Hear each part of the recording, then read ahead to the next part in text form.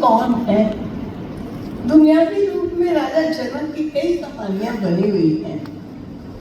कहते राजा जनक को एक बार स्वप्न आया और स्वप्न में उन्होंने क्या देखा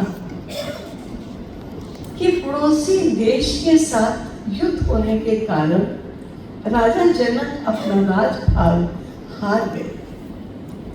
हार जाने के कारण ये स्वप्न है, उन्होंने देश निकाला ले लिया और देश निकाला लेके जंगल में इधर से उधर भटक रहे थे। बहुत भूख लगी, भूख में तड़पा रहे थे।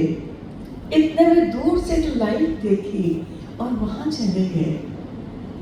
वो एक मंदिर था। सोचा मंदिर में कुछ प्रसाद होगा, मैं कुछ खा लूंगा। लेकिन मंदिर के दरवाजे बंद हो चुके थे। लास्ट पुजारी अंतिम दरवाजा बंदी करने वाला था, तो ये उस द्वार पर पहुंच गए और पहुंचकर कहा कि प्रसाद को तो दे दो। उन्होंने पतीला जो झूठा पड़ा था, जिसमें से सारे प्रसाद समाप्त हो चुका था, उसकी लिप्टन जो चिपटा हुआ होता है पतीले के साथ सामान, उसको एक पत्थर पर डाल करके उनको दे दिया, ये ले लो, इतना प्रसाद है।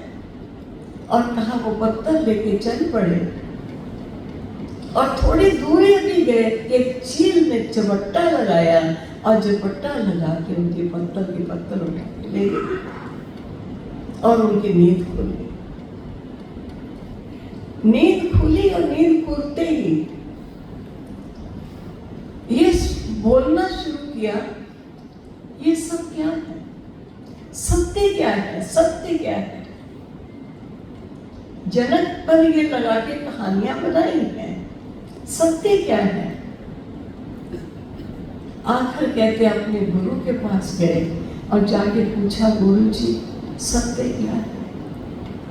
मैं राजा था, भिखारी बन गया, या मैं भिखारी था, मैं राजा समझता हूं अपने आप को। आप मुझे सत्य बताइए क्या है?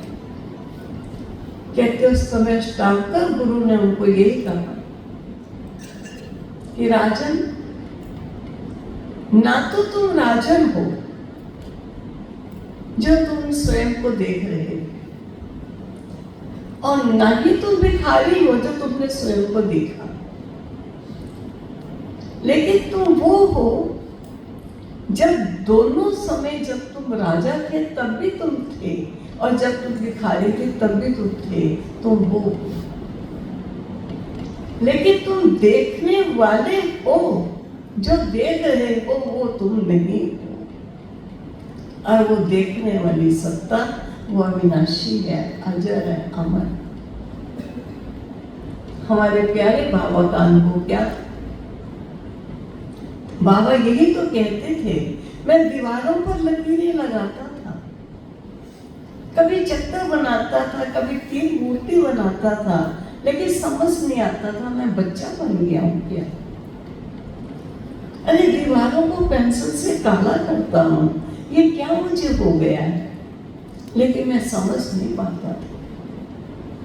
तब बाबा कहता है कि शिव बाबा कब आए इस रथ में? हो सकता है जब मैं लकीरें लगाता था तब बाबा ने प्रवेश किया, और हो सकता है जब मुझे साक्षात्कार हुए, शायद मुझे विभिन्न साक्षात्कारों के समय शिव बाबा ने इस रथ में प्रवेश किया, हो सकता है। फिर कहता है, बच्चे बता नहीं सकता कि बाबा कब आया, किस समय, टाइम की तारीख नहीं बता सकता। हाँ, बाबा ने इस रथ में प्रवेश किया, ये पता चला। जब बाबा ने मुझे ये बताया तो कौन है, तो पहचान स्वयं को। तब बाबा ने यही कहा, अंधे को आंखें मिल गई। जहां में रहता था अनजान था, मुझे जान मिल गई। जब मुझे ये समझ मिली, ये देह मैं नहीं हूं, लेकिन मैं तो देह के अंदर चैतन्य आत्मा। ना केवल मैंने स्वयं को आत्मा समझना शुरू किया, मैंने सबको आत्मा देखना शुरू कर दिया। सबके प्रति इक्वल भाव आना शुरू हो गया। ये भी आत्मा है, ये भी आत्मा है। बेटी को देखता हूँ आत्मा है, पत्नियों को देखता हूँ आत्मा है, बेटे को देखता हूँ आत्मा है, सब आत्मा है। और ऐसा प्रतीत हुआ कि मेरे पास जो कुछ था वो सब तो कोयले थे। मुझे तो जो सत्यता मिली है वो अभी मिली है। तो बाबा ने सत्य को पहचाना जब बाबा को स्वयं की पहचान मिली और स्वयं के स्वरूप में बाबा स्थित हुआ। उसका परिणाम क्या हुआ? बाबा की लौकिक पत्नी जो सुनाती थी कि मैं बाबा को पति भाव से नहीं, पति भगवान का स्वरूप है, इस भाव से हमेशा बाबा को मैंने देखा। और बाबा कभी अपनी गद्दी पर जब जाने लगते थे और जल्दी जाना होता तो कहते, तुमने जो पूजन करना है कर लो, मुझे जल्दी गद्दी पर जाना है। तो मैं जल्दी से जल्दी तिलक लगाती, फूल डालती, जो कुछ करना है करती। और मैं हमेशा यही समझती, पति मेरा परमेश्वर। लेकिन पता नहीं क्या हुआ, कोई समय एक ऐसा आया, ये बाबा के परिवर्तन होने के पश्चात, कि अगर मैं कभी संकल्प में भी सोच लेती थी कि ये मेरा पति है, तो मुझे लगता था मैंने बहुत बड़ा कोई पाप कर लिया। मैंने इतनी महान आत्मा, इतनी श्रेष्ठ आत्मा के लिए पति भाव कैसे लाया? मैं क्षमा मांगती थी स्वयं से और इनसे। और बच्चे कई बार कहते थे हमारा बाबा भगवान हो गया। और बाबा कहता था, बच्चे कभी इंसान भगवान हो सकता है, लेकिन बच्चे कहते थे हमारा बाबा भगवान हो गया। बच्चों को और तो कुछ कहना नहीं आता। तो ये मैं क्या सुना रही हूँ? ये जो बाबा की उपराम स्थिति हुई, एक लेसन देही अभिमानी, मैं देह नहीं, देह तो नाशवान झूला, मैं तो अजर अमर अविनाशी हीरा। यही तो कहने लगे, अगर मस्तक में आत्मा को देखोगे तो जैसे आपने मणि को देखा, मणि को देखने से बच्चे मुराद हासिल होगी। और देह को देखेंगे तो देह विष देगा, सर्प है, इससे विष प्राप्त होगा। एक एक को आत्म दृष्टि, 14 वर्ष तक जो तपस्या की, तो क्या तपस्या की? आत्मा का लेसन ही तो दिया और सभी को आत्म स्मृति की स्थिति में ठहरा के देह और देह की दुनिया से उपराम कर दिया। आज बाबा बच्चों को कहते हैं ज्ञान इतना स्पष्ट हो चुका है, बच्चे अब तुमको ये समझ आ जानी चाहिए हम कौन हैं, किसके हैं, कहाँ के हैं। और जब तक हम इस स्थिति में स्थिर नहीं हुए, हम ये कहीं उपराम हो जाए, ये बातें छूट जाए, वो बातें छूट जाए, कहने से बातें नहीं छूटें। यज्ञ में बाबा ने 14 साल तक भी तपस्या करा। और आप में से बहुतों को शायद मालूम होगा, मैं ये अनुभव सुनाती हूँ, जब सेवाएं शुरू हो चुकी थी भारतवर्ष में और शिव बाबा का ओवल शिव चित्र बना हुआ था, तब बाबा ने एक बार क्लास में कहा, आज बाप बच्चों को अपनी पहचान देगा। सारे बच्चे आश्चर्यचकित होकर बाबा का चेहरा देख रहे थे कि आज बाप अपने बच्चों को अपनी पहचान देगा। तो आज तक क्या किया? ज्योति स्वरूप को ही तो हमने माना और ज्योति स्वरूप के ही तो चित्र बने हुए हैं।